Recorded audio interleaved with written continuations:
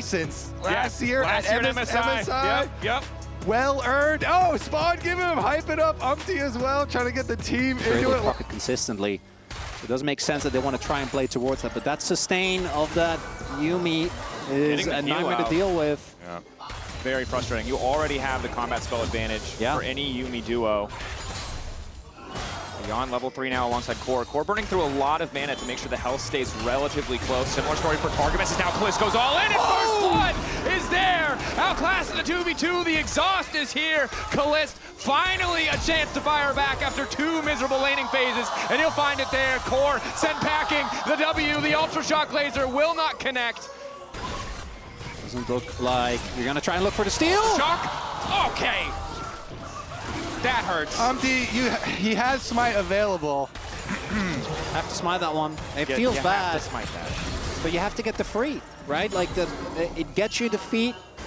You are also trading a dragon. Like you know that dragon is definitely going to be toast. Going in, Charm connects, manages to dodge away.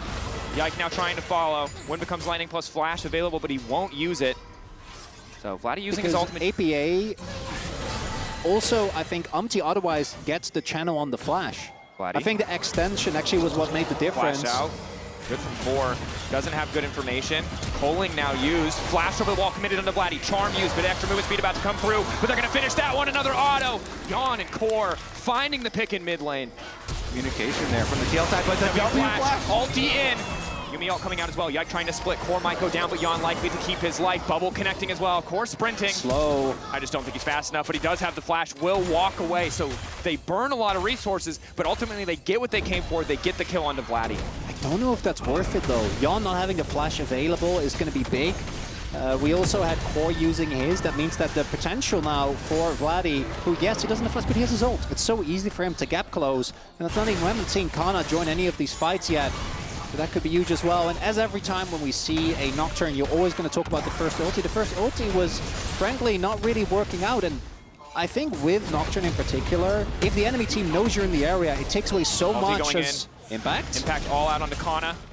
Does not manage to connect on the Pathmaker, though, so we'll just use that ult to get a bit more space cleared. Yeah. Okay, here we go. Yike coming down through mid lane, 2 for the 4v4.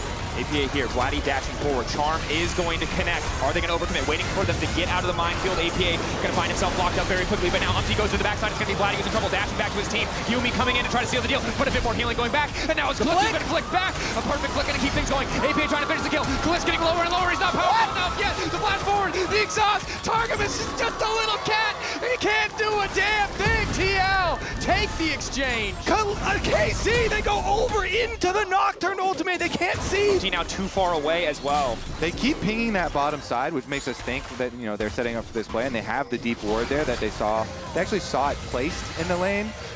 Yike was up on top side, but Yike is now recalled, so there's not a lot of time for this to go off. Mininard's a sleepy boy. He's not really going to have a good way. This one flashes now, trying to get a little bit tricky with it, but he goes all out. Umpty tanking the tower, but just a blinking health bar. Kana's still standing for a little bit too long. Third stack on the Hyper. Kana trying to run. Manages to get one back again. TL find the kill, but trade one in return. If you go for that, Yawn and Core need to be I do think that the Nocturne gives this comp a lot more longevity than it otherwise will because of how much more capability you have of finding flanks, right? If you do get on top of the backline, as strong as that Zeri Yuumi combo is, I do think with how far behind Yike and Vladdy are, there's going to be a lot of burst damage lacking that otherwise might have been there. And Kana, his side lane pressure isn't going to be quite as scary, even though he will win both 1v1s pretty comfortably. Twist, ulting, trying to clear the wave, does not want to concede mid lane tower. Yawn hopping into the Herald to try and escape. Might look for the knock-a-bunch Twist. Well, at the very least, get the crash as the ulti comes out in the meantime. The split, his impact is now going for the 2v2. Yike caught out, isolated, wall coming in. Yike will fall even as the dragon dies. In favor of KC, a quick pick.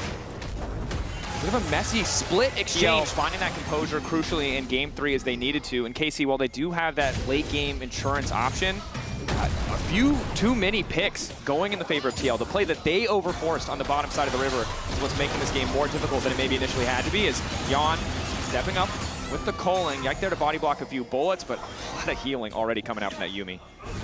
Okay, Umpty trailing on bottom side as well. That Nocturne with the ultimate available. Dash forward. Vladdy just trying to one-shot the wave, going away from tower. Power the rune end second. so hard as Lucian as well. Bottom's right? got to go down, though. You want to get this turret so badly, again, because I think that once KC start giving up map control, it's really hard to reach. But it's the Otacon. Yeah, the bottom went down as well. Umpty was already like 50% done with the Otacon, so they're keeping up the pressure here on multiple fronts for Team Liquid. I don't think KC are ready for this Otacon. Yike. Excellent start for TL. KC feel like they're winning this, but now they realize they've lost the Otacon. Kana does have Mega and Flash. 15-second timer on the Mega once with Crocs. Can just stop the backs, try to prevent him from going anywhere else. Slow play it. Kana. Okay. Crunch out to safety. That's Flash a big win. as well. Yeah. Dragon's up, don't overchase though. Dragon is up at the moment, so everyone rotating down towards that. They finally got it, by the way. After all the effort, mid lane turret has fallen. KC already chunked. I think you might want to just give this one up.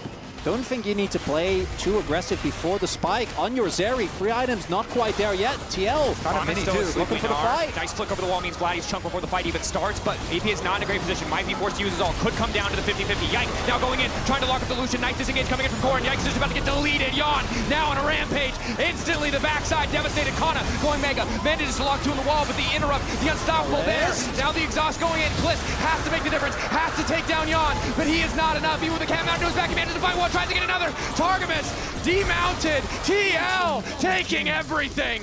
Oh man, the chunks before the fight were so big for Team Liquid too. The Ari The burst is still there, but I want to see that third item. We need IE on Kalist. Tidal wave over the wall. Yike potentially caught out, forcing an early ultimate. Flick back hits, but not the damage to come through. Impact trying to push Yike back to the team. Yike still holding on for a brief moment. KC zoned off, pushed away, could not get any damage down, could not move through the minefield. Nice forward dash coming in from Vladdy to get away from the seismic shove. APA on point, but the dashes are there. Yawn, nice backstep. Such a close fight, but TL just continues. Or Kalist needs to go crazy, but it doesn't have IE just yet. That's such a big spike for the Zeri. Pathmaker used.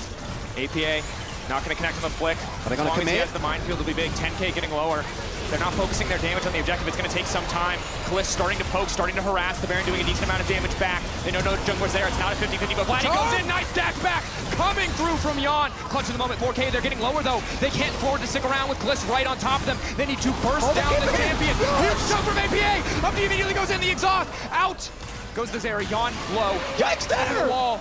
Will not commit to the objective. 3 blinking health bars on the side of TL, but the range isn't there. The fall isn't there. He has Flash. He has IE. He is still a threat that has to be respected, but there's a window here for TL as they take this third Drake to maybe look for a pick, to maybe force a fight before those summoners are back up. Game 3, despite a lackluster first ult, managed to bounce back in this game. The team coordination around these fights has been excellent.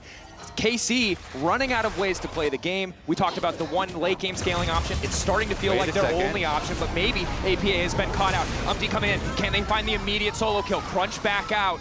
But Yon's waiting over the wall. Kana likely to fall here. Weaver's wall coming out as well. Kana nowhere left to go. Tries to get the wall down, gets a bit of CC, gets a chunk. But there's no follow-up as Kalist just forced to walk away. Again, you just really have to respect these Nocturne Global here. It's kill, but thought maybe he'd get away. Instead, walks away empty-handed as TL, once again, starting the objective. This is gone. There's nothing that KC can do for this one. It's too far gone. Yike will be just in time to see it stolen or taken away. Side pressure is there. Kana, without information on Umpty, just knows that he cannot walk forward.